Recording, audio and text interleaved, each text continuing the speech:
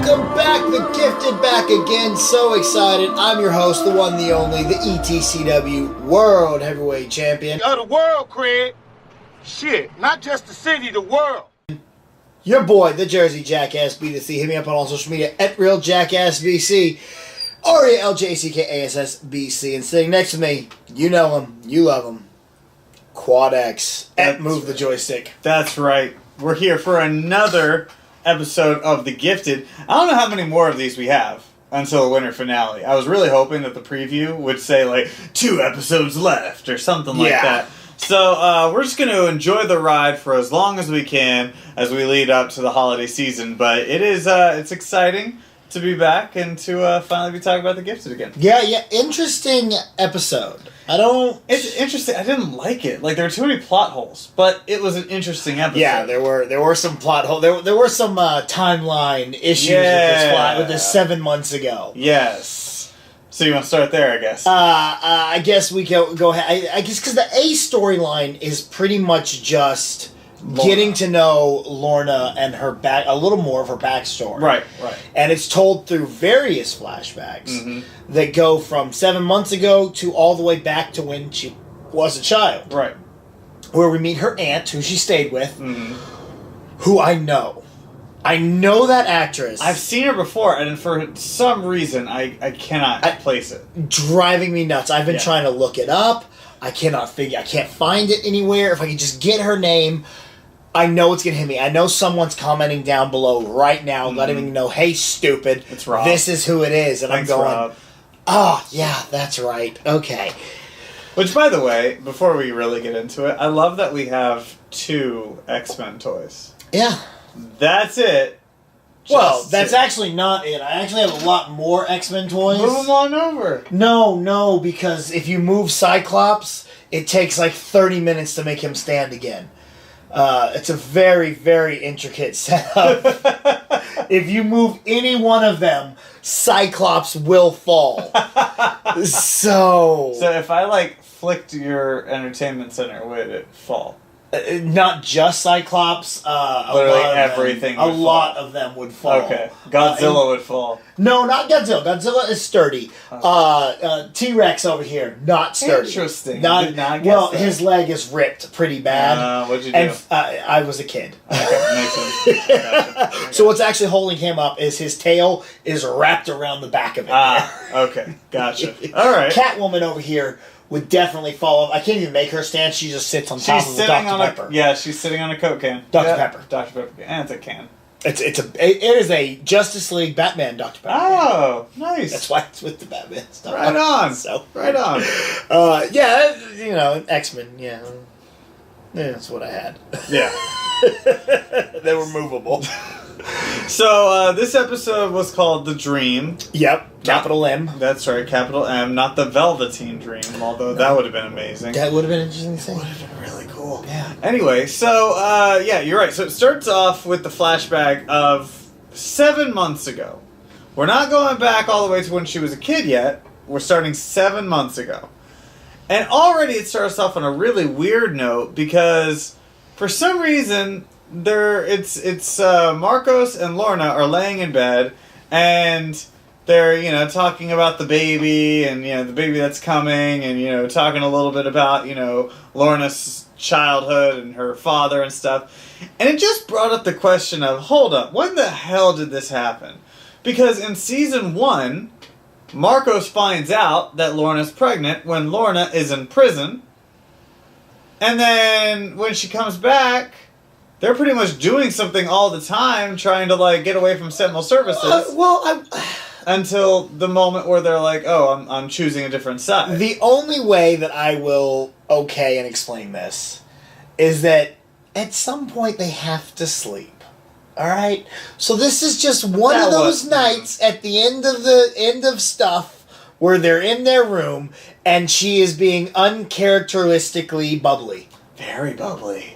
This is very weird. Don't ever remember her being so bubbly. No, not even in season 1 when we saw her and Marcos together. No. Never that bubbly. Like she was warm jelly donut Jamie Chung bubbly. Yeah, it was weird. It was very weird. So that was very weird. And then we throughout these flashbacks we get more and more.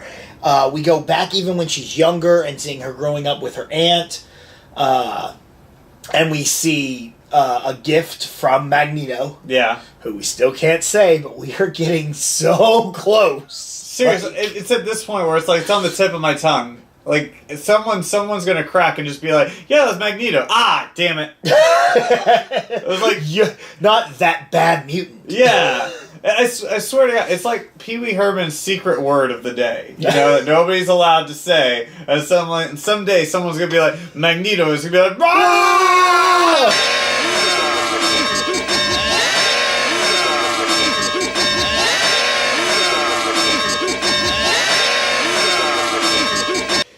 We're going back and forth. We're seeing her being all emo as a child, and we're getting information on how, you know, she never really knew who her dad was, right. or she knew who her dad was and thought he didn't care about her, but he had this little clip from her, and it's really just, I kind of feel, and the B storyline, I guess the next storyline is, what are we going to do with Dawn now that the world is going to war? Right. We want her somewhere safe. Right.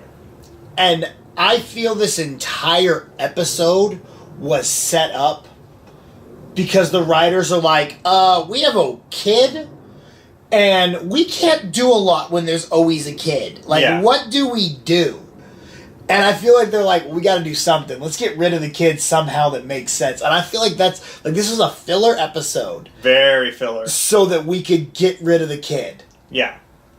I liked that part of the storyline and what they ended up doing with the kid. I thought it was weird, though, that, you know, she goes over to Marcos and is like, there's a school in Europe. And I was like, you could have said anything, but you said school in Europe. Like, I guess maybe just to kind of keep her away and not feel like tempted to go back and see her. Oh no, I feel like she she was going to send her to the school in Europe until that moment, like when she's leaving and she hears Marcos going. He's like, yeah, you know, she should be loved, and that's when I think she gets the idea. Oh, fuck, don't I just take her to my aunt? Yeah, like, this is dumb. I mean, yeah, but that's a TV and movie trope that they use all the time. We're doing this. Oh, we got you. No, you didn't get me. Yeah, you do that all the time, television. So, but that's another thing too. The aunt never ages. She's the same age the entire time, from whenever Lorna's a child to when Lorna is like an adult. To, like, now, I'm like, damn, aunt, like, are you secretly a mutant that doesn't age? Or is this all an illusion? Like, what's the deal here? Also, how much would it suck to be that aunt who's been like, oh, man, I'm done now. All the kids are out of the house. It's great. Polaris, you know, Lorna's gone. That's fine. All right, very good. I get to have my quiet time. I get to walk around the house naked. And then, boom. Hey, here's another infant. Ah, damn it. We're starting all over again. That's all the way over again, all too. The way as over. a child. Oh, I gotta teach this kid how to eat. I gotta teach this kid how to speak. Damn it. I liked the I guess it's a MacGuffin of getting Dawn out of the show because it makes sense. We can't always be like, who's gonna babysit Dawn? Right. Or if we're off running doing errands, us being us, we're gonna go, who's watching the baby? Yeah. Oh yeah, 100%. Although I still maintain that during that bank heist, I would not have asked that question because there were plenty of workers there. But still, regardless of that. I mean, speaking of the bank, though, I guess the C storyline had to do with post-bank. Post-bank, yeah. Yeah. And we start off with them leaving the bank in what seems to be a car chase. But it's not a car chase. Because we stopped at a red light. And they're like, the cops are after us. Red light, guys. We can't run that. Yeah! They stopped at the red light, and I'm like, what the hell is this? I know we just robbed a bank, but look, there are laws. Traffic laws apply. And we are not going to run this red light. We were weaving in and out of traffic dangerously, but when there's a red light, holy crap, stop it. We're going to stop right here, and we're going to have a discussion, because Polaris is not having that BS that Rebecca, the crazy girl, pulled. And she is going to turn this car around. Okay? I will turn this car around. We will go back to the police. And then, like, whenever she decides that she's like, oh, or I guess Rebecca's like, I can't be here, whatever. What? Why don't you open the door? Yeah, like, why do you decide that, oh, I need to do my reverse effect and go out that way? The door handle is a lot easier than going, yep. I'm out now. Good done. Really? I thought the same thing. I thought the exact same thing. And then, but then the light turned green and we had to go now. Oh, that's fine, the police are back. We have to. Yeah. This is the most cordial police chase in the history of all police chases. I swear, I feel like it's like a British car chase where it's just like, oh, hello there, no, you can stop there real quick, let's keep going here, and now go. It really was. And so as they get back to wherever it is that the inner circle, hangs their hat. Yeah. And we're finding out, or a little brother is like, what are we gonna do here? We find out Reva's out searching for Rebecca. This is an episode she wasn't gonna be in. Yeah. Yeah. Which is really weird. I find it weird. Why are they using her so little? I don't know. I feel like it's maybe scheduling conflicts or something, because she seems to be one on, one off. Mm-hmm. It's really weird. It is very interesting. Mm-hmm. And then we only see Esme. We don't see the other sisters. And So such a budget episode. Yeah. Yeah. Now that you say that, yeah. It really was. Mm-hmm. Because... we're basically in one spot the entire time, for the most part. Yep. And not much production's going into any of those. There's not a lot of CGI other than a few times where Rebecca uses her powers. And even using her powers, it was very quick. Yeah, exactly. And then they're not renting a lot of spaces. They were in a lot of wide open spaces doing that sort of thing. So, yeah, and then you could even whenever we were looking at young Lorna on that porch of the house, that could be like a friend's house, and be like, oh, we're going to borrow your porch for a day. Cool. Or it's just another set on the Fox lot. There you go. Wherever it is they film. Yeah. So, very, very, very budget-friendly episode, and along with the Rebecca storyline. So, Rebecca's out, we're looking for her. So are Thunder Blink. Mm-hmm. Because if you're going to do a bad thing, might as well go together. That's right. I actually did really like that line. I thought that was really cute. Yeah. I thought you said this bad idea. I was like, yeah, but I'm not going to let you do something stupid by yourself. But man, Blink just does not want to be in this relationship anymore. It is very... she's getting very sassy. Yes. And I love sassy Blink. Yes. It's very, very entertaining. But it's really weird, as they're going down the alley, all of a sudden, her power starts... She's like, there's something wrong with the energy that I use to open my portals. And I'm like, that's never been a thing. Yeah, that's not a thing. You see the portal, that's it, and you open it. Yeah. So, and then that's why she had to take out her contacts, which it just seemed to be so pointless. Yeah, honestly, that whole plot just felt unnecessary. Yeah. Yeah, the C storyline, or maybe D, I don't even know where we're at anymore. But that whole thing with the whole, oh, we gotta go out there and, show that we're out there fighting. Who'd you show that to? Yeah. You didn't show that to anybody. Did you fight any purifiers? Not really. You just chasing Rebecca? Yeah, pretty much. And so Rebecca gets to them, and it's interesting how she was able to control herself this time instead of turning them inside out. Yes. She just, switches their places and turns them around. Yeah. Which, I like how Blink was the only one that was like, "Oh, I feel nauseous." Meanwhile, Thunderbird's like, "Nah, all right, yeah, I'm good. What's up? It's fine. I'm Thunderbird. Marine. Thunderbird. So we find out, and I don't know, maybe we missed this in that last episode. I don't know if they said this, but they were looking for something called regimen. I didn't remember that. I don't either. I mean, granted, it's been 2 weeks, but I didn't remember. That just seemed like a strange plot point that they're going to throw That might out. have been something they put in, they just mentioned in this episode. Yeah. Maybe we missed over it. Maybe we didn't. I don't know. Maybe that's what they were doing in that vault. Could be. Because all the funds were transferred electronically. Yeah, and it was so they never really... I didn't think they said anything about what they were doing in the vault. They just said, we got work to do. Right.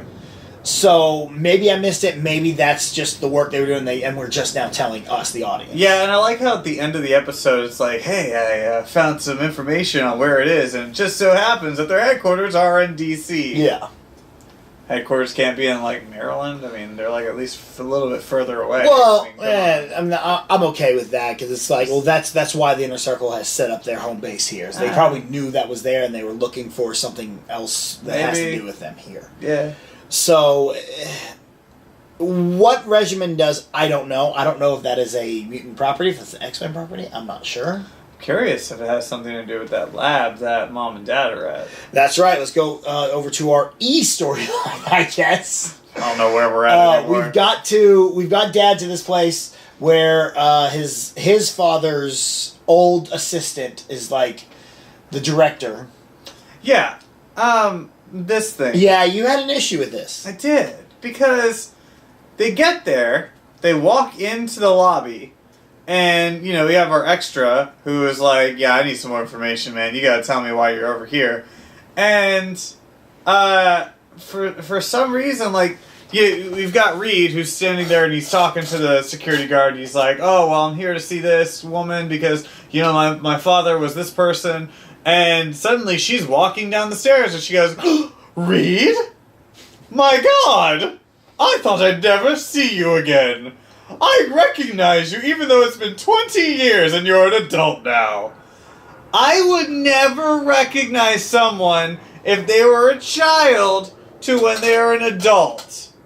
You don't do that. Well, maybe you don't do that. Obviously, this doctor did. She must have spent a lot of time. Maybe he looks a lot like his father, and it just clicks. That's something I can overlook. That didn't bother me. I mean, it immediately bothered you. Oh, 100%. While watching it, I was 100%. like, oh, yeah, nope, Matt's bothered by that. He was probably like 10 years old whenever she first met him. I'm sorry, I wouldn't, I don't even know a 10-year-old to look at and be like, oh yeah, I know who you are now that you're like 30. No one does that! You change so much whenever you grow up. Well, you know, you never know. It could be plausible. No! Not to mention that they have been wanted. And so perhaps it'd be the whole thing of, oh, well, I used to work with with his father. If it's the whole wanted thing, which, by the way, they're presumed dead, by the way. Oh, yeah. If it's the whole wanted thing, then even that would be like, oh my God, you're alive. I thought you were dead. Okay, touche. Called me out there. I forgot they were presumed dead. They're presumed dead. I tried to look up X-Men regimen. Yeah. And all I got was different actors' A lot of workouts, yeah. Yeah, so they're training regimens. We've got, what, Dania Ramirez, her skincare regimen. I need that. Oh, yeah. Hugh Jackman, how he got in shape for Logan. Zoe Kravitz reveals her X-Men First Class training regimen, which I don't think I would have honestly looked for. Up here, we also had Olivia Munn's somewhere in here. How Olivia Munn got in strength. Again, probably would not have looked for that. Well, you know what? I did see some of her training videos on Instagram. Yeah. Before she broke up with Aaron Rodgers. Right. And she was doing like sword training with Aaron Rodgers in the background, trying to mimic her. It was really funny. Yeah. It's weird. Aaron Rodgers with Danica Patrick now. Damn, that guy's good. Yeah. I mean, he's a quarterback. One of the best ever to play. That's true. Also, is like the highest paid quarterback in the game. Also, yeah. Has a lot of money. Yeah. Yeah. Does State Farm commercials. Oh, yeah. Won a Super Bowl. He did win a Super Bowl. Yeah. So The Gifted. So they go in, they start working on the old stuff to kind of, it calms down Reed's skin. He's doing okay. Yeah. And we're going to use the X gene in Lauren to kind of make a more permanent solution for him. Yeah. Lauren starts flirting with the new guy, who I feel is way too old for her, even though he's probably about my age. He waves his arms too much. It really bothered me. When he's walking around overpaying for Frisbees, he's like, going like, yeah, I'm here. I'm a college guy. You can stay here. I'm going to block your power. For some reason, I really did like his shirt. I did like his shirt, too. Never trust an atom. They make up everything. I was like, that's pretty good. I like that. Yeah, I did like that. That was clever. And still, how the hell do you have a wad of cash and you pay a guy for a Frisbee? And even the guy's like, the hell? Like, no, the guy didn't even question. He's like, oh, okay, cool, man, here you go. No, he looked at the money. He was like, oh, all right. Well, yeah, but it wasn't like questioning it. It was like, oh, yeah, it's a good deal, okay. Like, wouldn't you at least go, you want to buy my Frisbee? That's too much. Too many lines. Like, you are literally watching us play right now. Like, my bro just threw this to me, bro. Like, we're ultimate Frisbeeing right here, and you just want to buy my Frisbee? You couldn't be like, hey, bro, deal me in. Like, intramurals are next week, bro.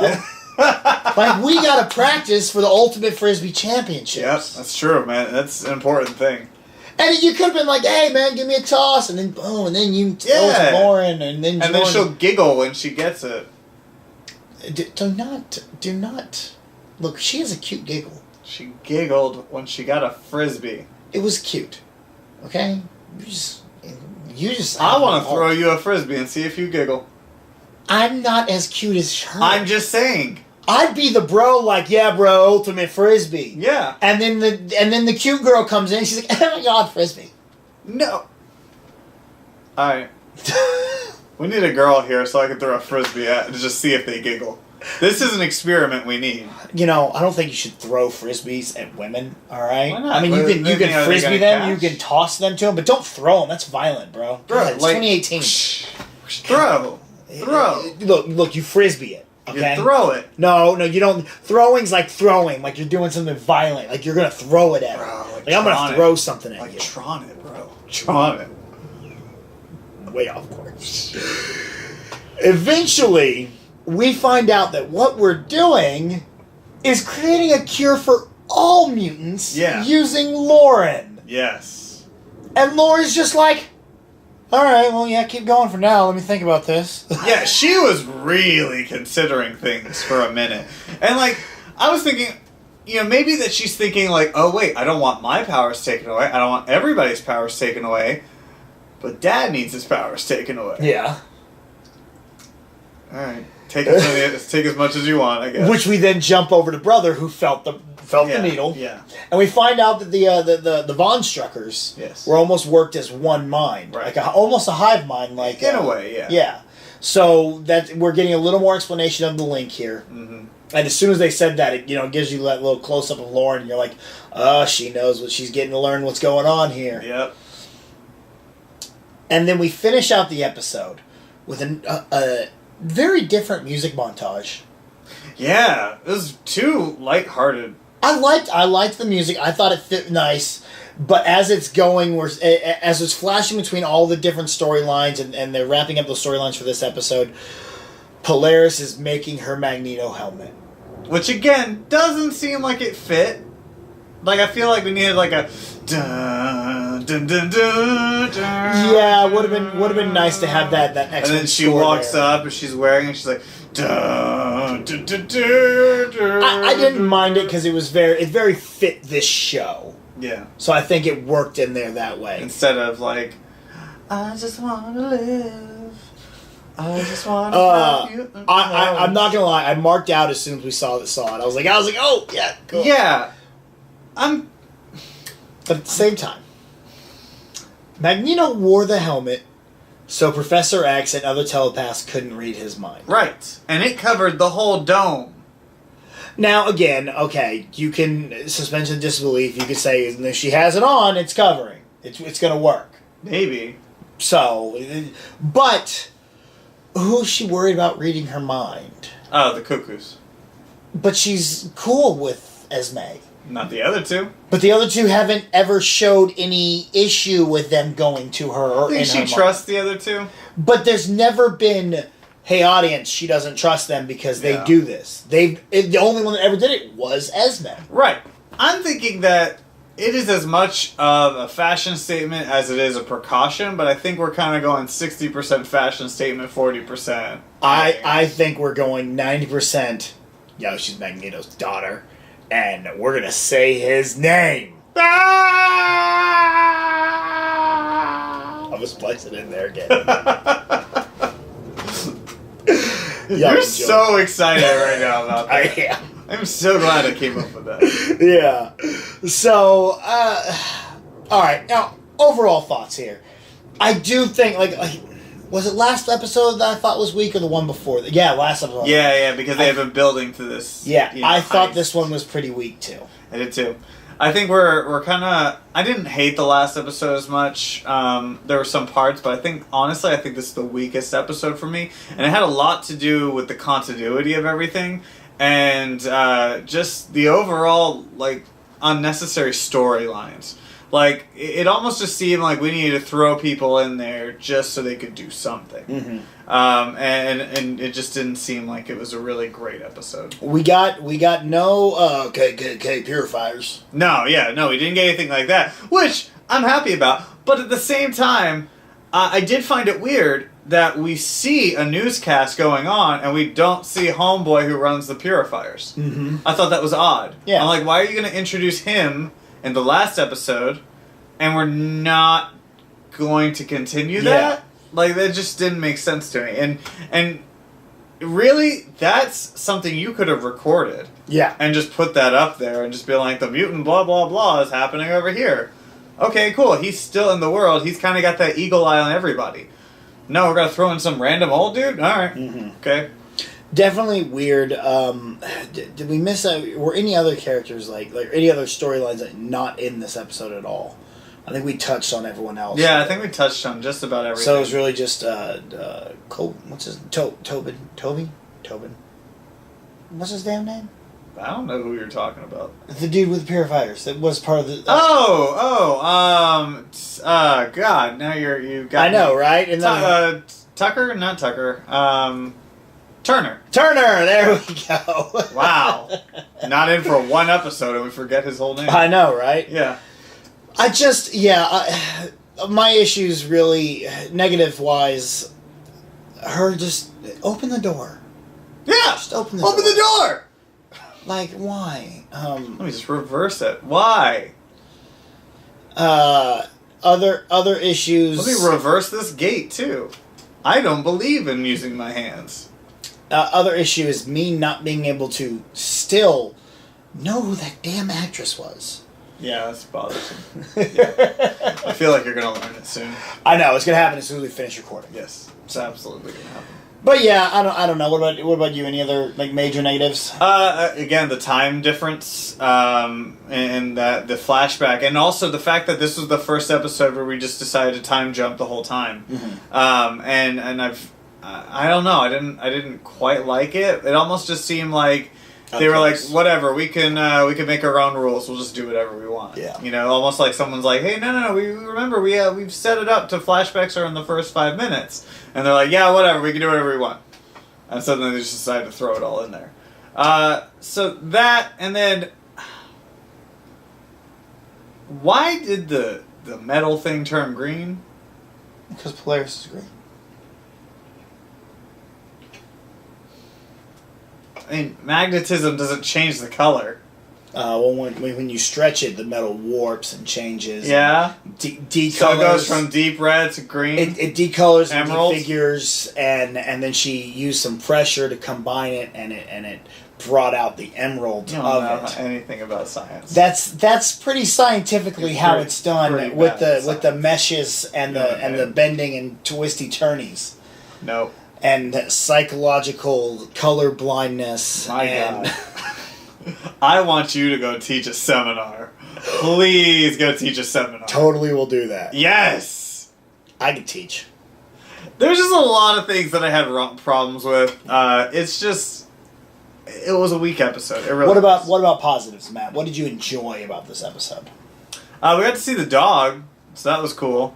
They don't show the dog that much. They don't. And they just kind of randomly throw in the dog. Yeah. Who's just like, oh, I guess they were on a walk? Who Jamie Chung told me, she loves the dog so much. And I kind of expect to see the dog a lot more. But the dog is kind of like a baby. Yeah. You're like, well, what are you going to do? How are you going to use this dog on a regular basis? Exactly. And then I'd like that we actually did remove the baby from the plot line. I'm happy with that. And then Dad was kind of less of a bitch this episode. Yeah. So I was pretty happy about that too. Yeah, I really enjoyed that too. I enjoyed that we got a lot more Lauren, as always. I always love when she's on screen there. And giggling at frisbees. Giggling at frisbee. Look, I'll toss you in frisbee. You can giggle. It's okay. I'm not mad at you. All right, Natalie, I'm not mad at you. I'm mad at the director. You would be. I like that we've introduced this plot subtly, that they're like, yeah, we're just going to take your blood and cure the mutants. And she's just, what? Yeah. I like that. I think it really did work. Because you could have gone one of two ways. You could have had her just immediately like, no, stop. Or you could be very subtle about, like, I don't know how to feel about that. That's not good. And I liked how the subtleness of what they did that. I thought that was really good. So, Mom didn't bother me at all this episode. Mom was barely doing much. Yeah, she was. She's just kind of there. Yeah. So, Mom was supportive, was the supportive patient's wife, or supportive patient's significant other. Where they're just kind of there in the doctor's office. They don't have much to say, but they're just listening, and they'll be like, okay, yeah. Okay, yeah, no. No, he's not allergic to any medication. Yeah. And I honestly really liked the flashbacks, not like the 7 month ago flashbacks, but as we watched Lorna grow. Yeah, I like that too. Like the one where she flipped the dude's car. Yeah, that was cool. And the people walking outside are like, let's get out of here. I was like, yeah, if I saw a car fly in the air and flip, I'd be like, let's get out of here too. I like that. I liked that we got to know more about Lorna. I think for me, though, these flashbacks interspliced throughout the whole episode should have been a normal occurrence. That should have been a normal thing for everyone. And I think that's been one thing that that the series has really been missing out on. Because even season 1, you know what, actually, I take that back. Season 1, you could have maybe done without it, maybe not had it. But in season 2, I think this would have been a great thing to introduce early on, so that way we get to learn and know more about these different people. Well, season 1, we had that one episode that really gave us a lot of backstory on Marcos. Right. Remember? Yeah. Was that done with flashbacks, or was it just exposition? I remember at the beginning we had a flashback there was of him. one in the beginning. But I can't remember if we had it overall. And the one with his dad was this season. Yes. But it was only at the beginning as well. Right, yeah. That's right, okay. Yeah. But I feel like, we had our let's learn who Marcos is episode, and we kind of got a little bit with him. Yeah. And I feel like this was Lorna's, and it was kind of like, well, let's do it different. Let's take a chance here, and I applaud them for taking the chance, doing something a little different. Mm-hmm. Hey, it's not as formulaic as we have been, so let's try this. Right. I don't think it hit as well as it could have, but I applaud the attempt. I just think it should have been throughout at least the second season and it would have been an interesting wrinkle to start the season off with, where we're getting more flashbacks throughout the episode, and it kind of has that sort of Arrow feel. Yeah. Where, whatever they're talking about is tying into whatever that plot line is about. Sidebar. Yeah. Have you been watching? You haven't been watching Arrow. No. They're not doing flashbacks. They're doing flash forwards. Yeah, I know. And it's so weird. It's so weird. Okay. Because I was on the feeling that like this is the last season of Arrow. And that's what I thought. Yeah. But it doesn't seem like it. The way the flash forwards are, it's like there's a lot of stuff that happened in between what's going on now and where you end up. So you can't end the show anywhere near here. Like, I gotta see how this stuff happened. So I don't know. I don't really know. Well, join us on our next episode of Arrow Talkers, where BC and I break down all things Arrow. I think I'd be Talking Arrow. Talking Arrow? But I feel like that's something that might have been, I don't know. Yeah, it's thinking about that kind of flows better. Arrow Talkers. Anyway. Arrowverse Talkers. Yeah. Flash, Flash Talkers. I Speedy Talkers. Speedy Talkers? Yeah, but that would be like the sidekick. Oh, that's true. And in Arrow, not Flash. Green Talkers. Whatever. DC Talkers. There you go. So I do applaud that. Hey, we tried something. Good job. Way to try something new. So, where we're going? What do you think here? The only thing I remember from the flashback now is they're like, we have to destroy everything in the hospital. Right. Yeah. I'm not quite sure where we're gonna go with this. I did like that we're gonna see Lorna levitate when she's using her magneto powers.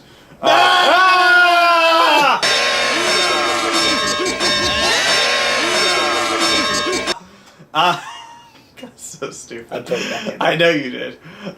So that's gonna be cool to see. I honestly I don't know if they're gonna attack this place or not.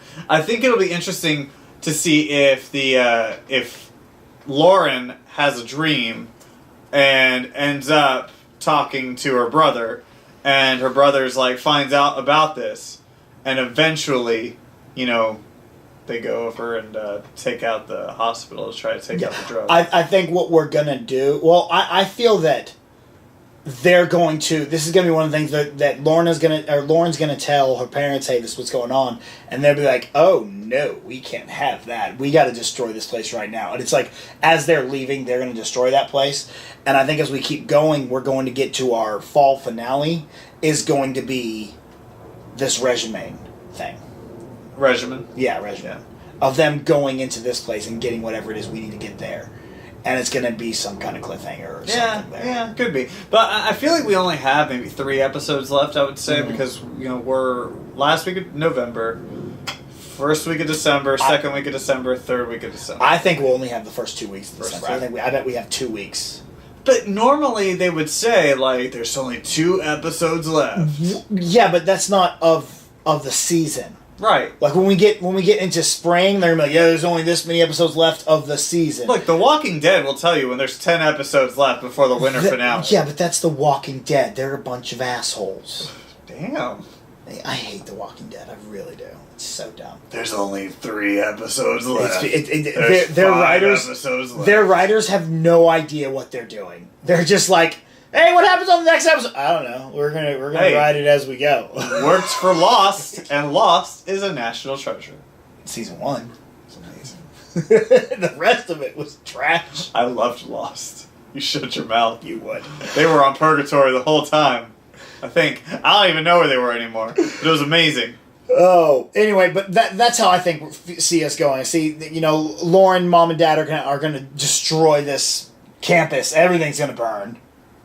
That's... Yeah, like they're like, because we're gonna have to destroy this. That seems pretty drastic, honestly, especially if they're trying to cure Reed. Because I don't think it's what... it's not what meets the eye. Yeah. I think there's something else underlying going on here. And I almost wrote it down on my notes when we first met her. I'm like, I don't trust her. She's doing something else. Because she's a doctor. Yeah, of course. You don't trust doctors. Ever. That's why I don't go to doctors. I don't trust them. Probably should go to... I probably should. I'm pretty sure I'm dying. You're very unhealthy. I mean, I think I'm pretty healthy-ish. You ate... I don't have great eating habits. You ate a pepperoni and sausage Alfredo pizza. Yeah, well, I'm living my best life. It's a lot of calories. Oh, yeah, because the burrito bowl is so much better. It was 500 calories. It said it on the wall. No fast food is good. I'm telling you Fuzzies, right now. No, it is not. It does not have a drive-thru. Therefore, it's not fast food. You get in. What do you think's going to happen in The out. Gifted? I think I've already established what I think is going to happen. Well, in that case, put yourself over, Matt. You can find me on Twitter and Instagram at Move the Joystick. Don't forget to check out Cinelinx.com. One big thing that I really want everybody to do right now, too, is I am part of Real Outreach, which is a charity organization that tries to bring entertainment to needy children. And right now, we are doing a charity or fundraiser right now to try and get donations so that way several children at a children's hospital will be able to get gifts for Christmas this year. We have all of these amazing gift baskets. You can check it out on realoutreach.com and also check it out on our GoFundMe page. It's $30 per basket, but you know it's priceless what these kids are going to feel whenever they get these things. Absolutely. Great cause. Great checking out the holidays. It is the time for giving. Mm-hmm. It is the time to go out there and give to people. Speaking of giving, make sure you check out It Is What It Is this upcoming week. I'm going to have my gift list on there so y'all can find out what to give me. So we go from generous to selfish. I'm trying to help them give. Yes. I'm trying to help them. To you. Exactly. Got it. Jackass. What can I say?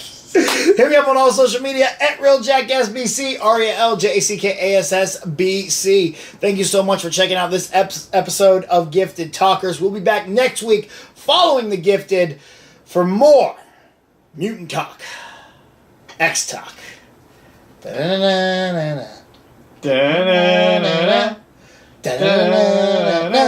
Magneto. Ah!